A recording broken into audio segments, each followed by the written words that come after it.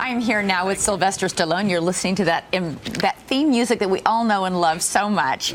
The superstar is back in action on the big screen, playing a hitman who joins forces with a cop to avenge their partner's deaths. The movie is called Bullet to the Head, and we're so happy to have Sylvester Stallone here to tell us all about it. Good to have you here. Thank you very much. I was just telling you off camera before we came out here that, you know, I was such a huge fan of Rocky, and now my 6-year-old son plays clips of Rocky non-stop on YouTube. I don't know what to say. Apologize? They're good? Is that a good thing? I hope. You know what? It's a great thing. Okay, good. You never get tired of watching those fight scenes, but he's really into boxing for some reason. I don't know what happened. I don't know why. Of course, I never intended it, but it never ceased to amaze me when a young fella who I'm approaching 100 years old, and so you got 6-year-olds still watching it. It's amazing. Did you ever imagine that movie would be? I mean, Lara's son is into it. Both of my sons are. I mean, literally every single generation of boys still remembers it and loves it. It's a freak of nature. I have no idea how it happened. I don't claim authorship to it in that sense.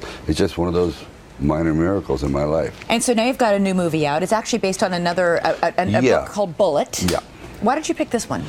Because I wanted to do a graphic novel. I wanted to do something that's a little bit beyond the realm of realism, but still in kind of like my wheelhouse. I wanted to do a buddy film, but it's really not a buddy film. I hate this guy. He hates me. Therefore, you call it anti-buddy film. And Walter Hill, who's a great director, and he was the key to. I wanted to work with these people while they're still in their creative state. You had said you wanted to work with Walter Hill in the movie 48 Hours, but you passed on that role. I did, role. because I was dumb. I passed on a lot of things. I mean, Jesus. Which things do you wish you had now, looking back, taken that you passed on? Well, I think I should have Coming Home. Let me see. Chasing the... I did Rhinestone, and then there was Chasing Some Stone. It was Chasing the Some Stone with Michael Douglas. Romancing the Stone. Romancing the Stone. I took the wrong stone. So there's a lot of things. Witness. So I said, let me do Stop on My Mom will shoot. So I can just, things like that. And I go, wow. So you make these mistakes and you move on and you kind of do what you do well and give the people what they want. And you mentioned Rhinestone. You were just saying a moment ago with the great Andrea Bocelli here that if he needs any singing, he does need some pointers, and I'm here and I'm available. David Foster, Andre, seriously, open, breathing. You heard me in Rhinestone. Last night I went out honky tonk. See what I mean? Whoa! Can you do that? We'll talk.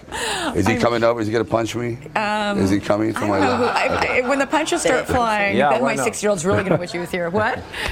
He's my man. Yes, he's great. He's great. So but we have a quick clip of this movie where you're talking with the partner that you can't stand about how he's trying to tell you how a cell phone can be used as a murder weapon, and you give him a little lesson. Let's take a look. Well, I could break this glass and use it as a cutting edge.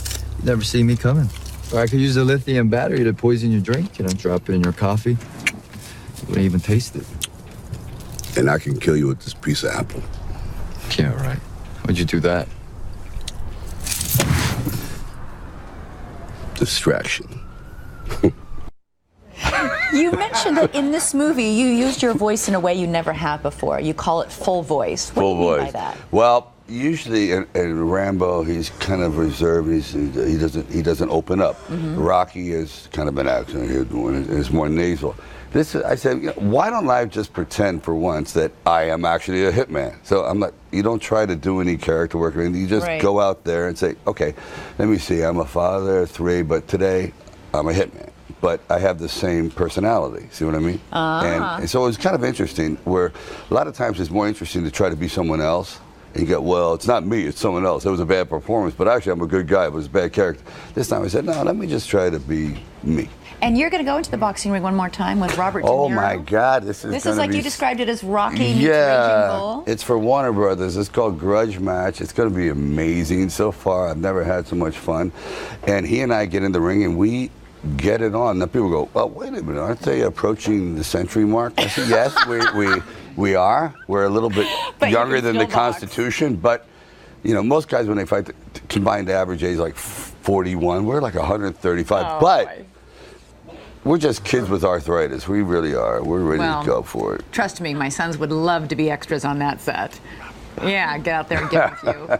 Sylvester I can't believe Stallone. it. Thank you. It's so great to have Oh, you it's here great this to be morning. back. Bullet to the Head opens nationwide on Friday. Thanks. Good A to see love you. story. A love story. I love you, my bullet.